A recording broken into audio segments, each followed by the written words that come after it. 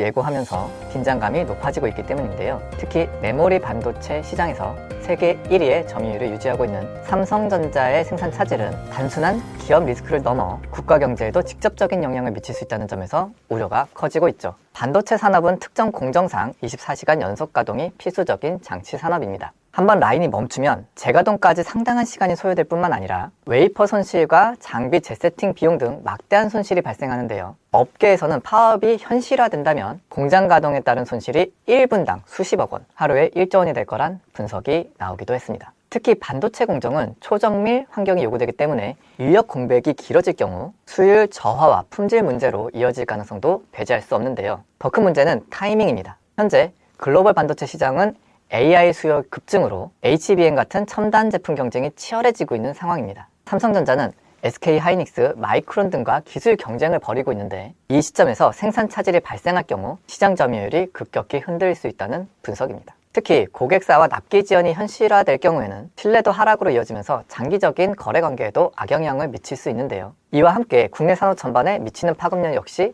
상당합니다. 반도체는 한국 수출의 핵심 품목으로 생산 차질이 장기화될 경우 무역 수지 악화는 물론 원화 가치 하락과 금융시장 불안으로 이어질 가능성도 나옵니다. 실제로 과거 주요 제조업 파업 사례에서도 생산 차질이 지속될 경우 협력업체, 장비업체까지 연쇄적인 타격을 입는 도미노 효과가 발생하기도 했죠. 무엇보다 이번 사태가 장기화된다면 한국 반도체 산업의 경쟁력 자체가 흔들릴 수 있는데요. 글로벌 시장에서는 이미 공급의 안정성이 핵심 경쟁력으로 자리 잡고 있는 만큼 한 번의 대규모 차질도 치명적인 신뢰 하락으로 이어질 수 있기 때문입니다. 또 미국과 중국 간의 기술 패권 경쟁이 격화되고 있는 상황에서 한국 기업의 생산 차질은 경쟁국에 기회를 제공하는 결과로 이어질 수 있습니다. 결국 핵심은 갈등의 장기화 여부입니다. 노사 간의 협상이 조기에 타결될 경우 충격은 제한적일 수 있지만요. 총파업이 현실화가 되고 갈등이 장기화가 될 경우 산업과 경제 전반에 미치는 파장은 상당할 것으로 보입니다. 여러분,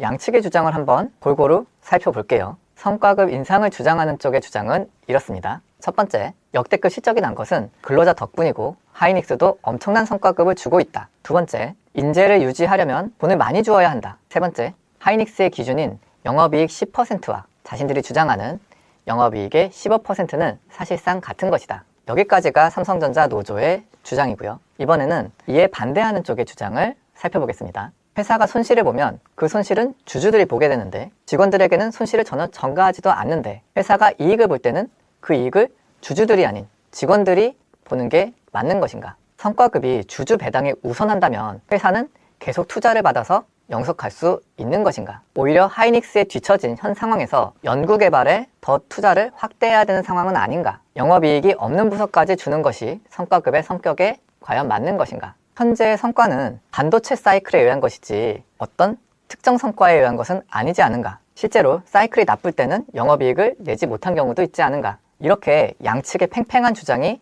대립하고 있습니다. 내가 근로자라고 생각하면요, 앞에 얘기가 맞는 것 같고요, 내가 주주라면 뒤에 얘기가 맞는 것 같고 그러지는 않으신가요? 단순한 성과급 협상을 넘어 국가 핵심 산업의 안정성과 직결된 문제인 만큼 보다 신중하고 현실적인 해법이 요구되는 시점입니다. 여러분의 생각을 댓글로 남겨주세요. 저는 사건텔러 유광문 변호사였습니다. 감사합니다. 삼성전자가 추진하는 GAA 공정과 TSMC가 강점을 지닌 핀팩 공정의 장단점이 비교되면서 삼성의 전략적 선택이 주목받고 있는데요. 먼저 TSMC는 오랜 기간 핀팻 공정을 기반으로 미세 공정 경쟁력을 축적해 왔습니다. 핀팻은 트랜지스터 구조를 3차원적으로 설계해 전류 제어를 강화한 기술로 높은 수율과 안정성이 가장 큰 장점입니다. 실제로 애플, 엔비디아, AMD 등 주요 글로벌 팹리스 기업들이 TSMC를 선택하는 이유는 검증된 생산 능력과 높은 신뢰성 때문인데요. 다만 핀팻은 공정이 극단적으로 미세화될수록 전류 누설과 발열 관리에서 한계에 직면할 수 있다는 단점도 제기됩니다. 이에 반해 삼성은 차세대 공정으로 GAA를 조기 도입하며 차별화를 시도했는데요. GAA는 트랜지스터 채널을 게이트가 전방위로 감싸는 구조로 전력 효율과 성능 향상 측면에서 핀팻보다 우수한 것으로 평가됩니다. 삼성은 세계 최초로 3나노 공정에서 GAA를 적용하며 기술적 선도 이미지를 확보했는데요. 그러나 GAA는 공정 난도가 매우 높아 초기 단계에는 수율 확보가 어려운 과제로 지적됩니다. 삼성의 최근 수율 논란은 차세대 공정과 첨단 패키징 기술 도입의 과정에서 발생한 리스크와 무관하지 않다는 해석이 나오는데요. 종합해보면 삼성전자의 GAA 공정은 수율은 낮은 대신 종합 성능은 높다는 장단점이 있고, TSMC의 핀팩 공정은 수율은 안정적인 대신 종합 성능은 떨어진다고 볼 수 있습니다.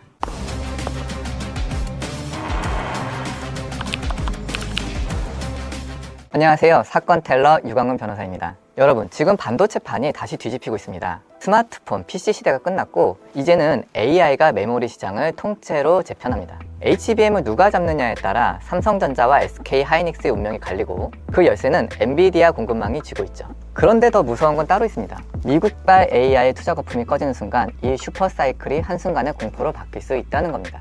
오늘 반도체 패권의 승자와 리스크를 끝까지 살펴보겠습니다.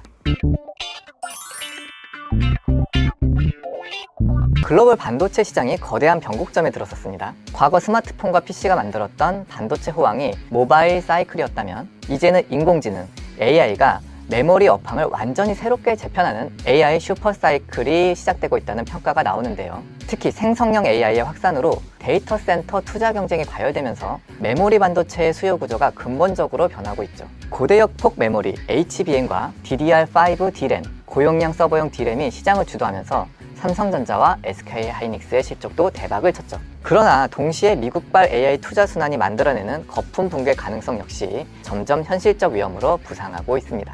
2024년 이후 글로벌 반도체 시장의 최대 키워드는 단연 AI입니다. 엔비디아를 중심으로 GPU 수요가 폭발하면서 AI 서버에 필수적으로 장착되는 HBM과 고성능 D램의 공급이 부족한 상황인데요. HBM은 기존 메모리보다 훨씬 높은 대역폭과 전력 효율을 제공하는 차세대 제품이죠. 문제는 이 제품이 단순히 수요가 늘어나는 수준이 아니라 AI 산업의 성장 속도가 공급 능력을 압도하고 있다는 점입니다. AI 데이터 센터 한 곳이 요구하는 메모리 물량은 스마트폰 수억 대 수준을 뛰어넘는다는 분석도 있는데요. 이로 인해 메모리 산업은 기존의 범용 제품 중심의 사이클에서 벗어나 AI 특화 제품 중심의 새로운 시장 구조로 진입하고 있습니다. 이런 상황에서 삼성전자는 여전히 세계 최대 메모리 기업인데요. D램과 낸드 플래시에서 압도적 생산 능력을 보유하고 있으며 기술적으로도 최첨단 공정을 선도하고 있습니다. 하지만 이번 AI 사이클에서 삼성은 예상보다 복잡한 도전에 직면했습니다. 핵심은 HBM 시장 대응 속도입니다. 반도체 하면 삼성 아니야? 하시는 분들 많으시지만 현재 HBM은 SK하이닉스가 사실상 선두를 차지하고 있습니다. 엔비디아 공급망에서 SK하이닉스의 입지는 매우 강력해졌고 삼성은 후발 추격을 하고 있는 형국이기 때문입니다. 실제로 최근 삼성전자 주가가 역사상 최고치를 찍었지만 우리가 불과 1년 전을 생각해보면 삼성은 엔비디아 퀄 테스트를 통과하지 못하면서 기술력 논쟁에 휘말렸잖아요. 반면 SK하이닉스는 엔비디아 공급망을 확실하게 틀어지면서 HBM 시장의 황제로 떠오르며 한때 메모리 반도체 시장 점유율 1위를 달성하기도 했고요. 다만 삼성은 막대한 캐펙스 투자 여력을 비롯해 파운드리, 패키징 연계 능력까지 갖추고 있어 HBM 경쟁이 장기전으로 갈 경우 반격의 가능성도 충분한 상황입니다. SK하이닉스는 이번 슈퍼사이클에서 가장 강력한 수혜 기업으로 꼽힙니다. 이유는 명확합니다. HBM 시장에서 사실상 독보적 공급자로 자리 잡았기 때문입니다. AI용 HBM은 단순한 메모리가 아니라 데이터 센터 산업의 핵심 인프라인데요. 엔비디아 GPU가 아무리 강력해도 HBM 없이는 성능이 완성되지 않습니다. HBM 수요는 단순한 가격 상승이 아니라 공급 부족 프리미엄까지 발생시키면서 SK하이닉스의 수익성을 크게 끌어올리고 있는데요. 업계에서는 SK하이닉스가 AI 시대의 메모리 엔비디아로 불릴 정도로 독점적 지위를 누릴 가능성도 언급되기도 합니다.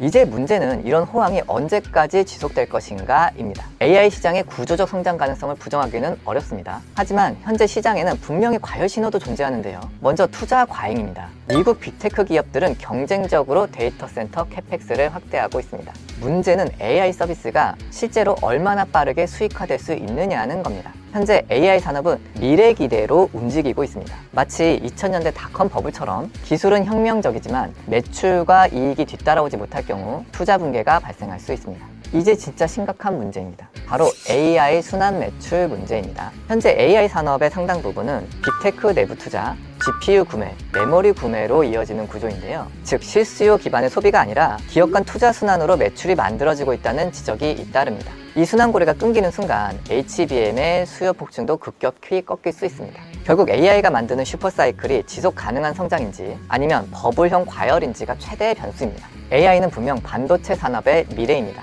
하지만 시장은 언제나 그 기대가 지나치게 앞서갈 때 붕괴합니다. 투자 과열과 순환 매출 구조가 만들어낸 리스크를 경계해야 한다는 목소리가 커지는 이유인데요. 결국 메모리 산업은 다시 한번 기회와 위기의 갈림길 위에 서 있는 겁니다.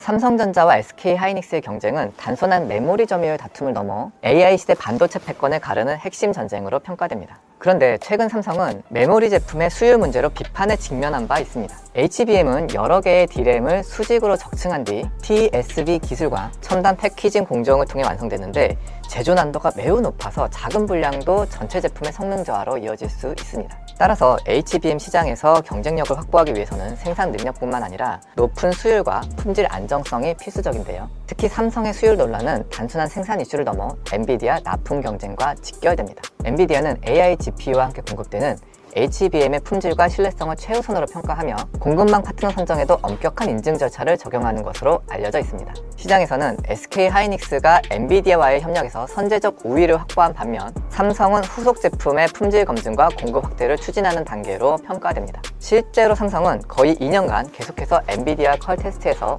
어려움을 겪기도 했죠. 그리고 이런 경쟁은 단순히 메모리 제품 차원에 그치지 않고 반도체 공정 기술의 방향성과도 맞물려 있습니다. 특히 삼성전자가 추진하는 GAA 공정과 TSMC가 강점을 지닌 핀팩 공정의 장단점이 비교되면서 삼성의 전략적 선택이 주목받고 있는데요. 먼저 TSMC는 오랜 기간 핀펫 공정을 기반으로 미세 공정 경쟁력을 축적해 왔습니다. 핀펫은 트랜지스터 구조를 3차원적으로 설계해 전류 제어를 강화한 기술로 높은 수율과 안정성이 가장 큰 장점입니다. 실제로 애플, 엔비디아, AMD 등 주요 글로벌 팹리스 기업들이 TSMC를 선택하는 이유는 검증된 생산 능력과 높은 신뢰성 때문인데요. 다만 핀펫은 공정이 극단적으로 미세화될수록 전류 누설과 발열 관리에서 한계에 직면할 수 있다는 단점도 제기됩니다. 이에 반해 삼성은 차세대 공정으로 GAA를 조기 도입하며 차별화를 시도했는데요. GAA는 트랜지스터 채널을 게이트가 전방위로 감싸는 구조로 전력 효율과 성능 향상 측면에서 핀펫보다 우수한 것으로 평가됩니다. 삼성은 세계 최초로 3나노 공정에서 GAA를 적용하며 기술적 선도 이미지를 확보했는데요. 그러나 GAA는 공정 난도가 매우 높아 초기 단계에는 수율 확보가 어려운 과제로 지적됩니다. 삼성의 최근 수율 논란은 차세대 공정과 첨단 패키징 기술 도입의 과정에서 발생한 리스크와 무관하지 않다는 해석이 나오는데요. 종합해보면 삼성전자의 GAA 공정은 수율은 낮은 대신 종합 성능은 높다는 장단점이 있고 TSMC의 핀팩 공정은 수율은 안정적인 대신 종합 성능은 떨어진다고 볼 수 있습니다. TSMC도 최근 GAA 공정으로 전환을 서두르며 결국 누가 먼저 GAA 공정을 안정화하느냐에 따라 반도체 패권 전쟁의 승자가 결정될 것으로 보입니다. 반면 SK하이닉스는 HBM 분야에서 독보적인 경쟁력을 앞세워 단기 시장 지배력을 강화하고 있지만 사실상 메모리 하나만 하기에 AI 반도체 생태계 전반을 통합하는 구조적 한계도 존재합니다. 따라서 SK하이닉스의 강점은 HBM 시장 내 독점적 지위와 엔비디아 공급망 선점에 있으며 삼성의 강점은 종합 반도체 체급과 차세대 공정, 패키징을 통한 장기 반격 가능성이 있는데요. 시장에선 HBM 패권 경쟁의 최종 승부처가 엔비디아를 비롯한 AI 반도체 기업들의 공급망 선택에 달려있다고 분석합니다. AI 산업이 지속적으로 성장할 경우 HBM의 수요는 구조적으로 확대될 가능성이 높으며 이 과정에서 안정적 공급과 기술 혁신을 동시에 달성하는 기업이 시장을 주도할 것으로 전망되는데요. 결국 삼성전자와 SK하이닉스의 경쟁은 단순한 기업의 실적을 넘어 한국 반도체 산업의 미래와 AI 시대의 글로벌 공급망 주도권을 결정하는 핵심 변수로 부상하고 있습니다. 미국과 중국의 전략 경쟁이 전면적인 패권 전쟁 양상으로 심화되면서 글로벌 반도체 산업 역시 거대한 재편의 소용돌이에 들어서고 있는데요. 과거 반도체 시장은 기술력과 가격 경쟁이 중심이었다면 이제는 국가 안보와 산업 전략이 결합된 반도체 패권 전쟁의 핵심 모델로 변모했습니다. 특히 인공지능 AI의 확산으로 첨단 반도체 수요가 폭증하면서 반도체는 단순한 산업재가 아니라 국가 경쟁력의 핵심 자산으로 자리 잡았죠. 이 과정에서 삼성전자와 SK하이닉스는 글로벌 메모리 시장을 주도하는 기업으로서 기회와 위기를 동시에 맞고 있습니다. 한편으로는 AI 시대의 핵심 부품인 HBM 수요 확대라는 성장 기회를 확보했지만 동시에 미중 갈등이 심화될수록 공급망 충격과 수출 규제 리스크에 직면하게 되는데요. 이 때문에 삼성과 SK하이닉스가 향후 반도체 패권 경쟁에서 생존하기 위해서는 기술 초격차뿐 아니라 지정학적 리스크 관리 전략이 필수적입니다. 미국은 반도체를 중국 견제의 핵심 수단으로 활용하고 있습니다. 첨단 AI 반도체와 제조 장비 수출을 제한하고 동맹국 중심의 공급망 재편을 추진하면서 반도체 산업을 블록화하고 있는데요. 대표적으로 미국의 반도체법은 자국 내 생산 유치를 확대하는 동시에 중국에 대한 기술 접근을 차단하려는 전략적 목적을 담고 있습니다. 중국 역시 반도체 자립을 국가 최우선 과제로 설정하며 막대한 보조금을 투입하고 있습니다.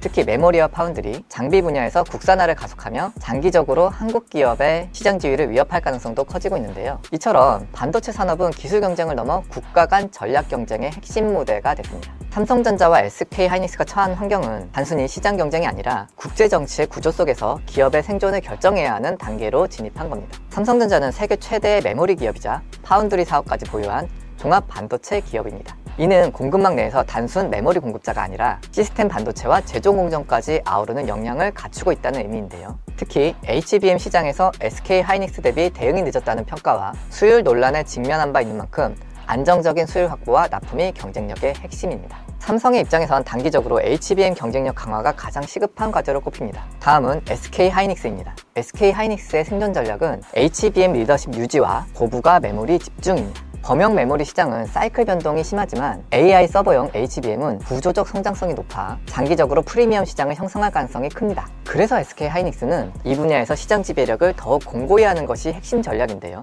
다만 SK하이닉스는 앞에서도 이야기했지만 메모리 중심 사업 구조라는 한계를 가집니다. 독자적인 파운드리나 시스템 반도체 사업이 없는 만큼 AI 반도체 공급망 전체를 통합하는 플랫폼 경쟁력에서는 삼성보다 제약이 있는데요. 따라서 하이닉스는 메모리 기술에서 압도적 우위를 지속하지 못할 경우 경쟁 구조가 빠르게 바뀔 수 있습니다. 또한 미중 갈등 속에서 미국 중심의 공급망 편입은 기회인 동시에 리스크입니다. 미국의 규제 정책 변화에 따라 수출 제한이나 투자 조건이 강화될 수 있기 때문인데요. 결국 삼성전자와 SK하이닉스 모두 이제는 기술 경쟁만으로는 부족하며 공급망과 지정학 리스크 대응이 핵심 생존 전략이 될 전망입니다. 트럼프 대통령이 재집권하며 미국으로의 반도체 공급망 부활에 사활을 걸고 있습니다. 미국이 반드시 확보해야 할 핵심 자산으로 평가했기 때문인데요. 트럼프 대통령이 반도체를 필요로 하는 이유가 단순한 경제 문제가 아니라 미국의 안보와 산업 주도권, 그리고 중국 견제를 동시에 달성하기 위한 전략적 선택으로 인식됩니다. 그리고 그 중심엔 삼성과 SK가 있습니다. 현재 글로벌 반도체 공급망에서 한국이 차지하는 위치는 절대적입니다. 트럼프 행정부는 집권 1기 시절부터 미국은 이미 중국을 전략적 경쟁자로 규정하고 관세 전쟁과 기술 전쟁을 병행해 왔습니다. 바이든 행정부는 이를 더욱 제도화하며 첨단 반도체 수출 통제와 중국 견제 정책을 강화했는데요. 반도체는 이제 단순한 산업재가 아니라 군사, AI, 우주, 사이버 영역까지 연결되는 국가 안보의 핵심 자산이기 때문이죠. 특히 중국이 반도체 자립을 국가 목표로 삼고 막대한 보조금을 투입하는 상황에서 미국은 반도체 공급망을 동맹국 중심으로 재편하려 하고 있습니다. 이때 미국이 반드시 확보해야 하는 핵심 파트너가 바로 한국입니다. 한국은 중국과 지리적으로 인접하지만 미국 동맹체제에 속해 있으며 동시에 세계 최고 수준의 메모리 기술력을 보유하고 있습니다. 트럼프 대통령이 한국 반도체를 필요로 하는 건 중국을 견제하면서도 AI 패권을 유지하기 위한 전략적 필수 조건입니다. 또 트럼프의 정치적 핵심 슬로건은 미국 제조업 부흥입니다. 보호무역과 관세 정책은 단순한 무역 전쟁이 아니라 글로벌 공급망을 미국 중심으로 다시 끌어오는 리쇼어링 전략의 일환입니다.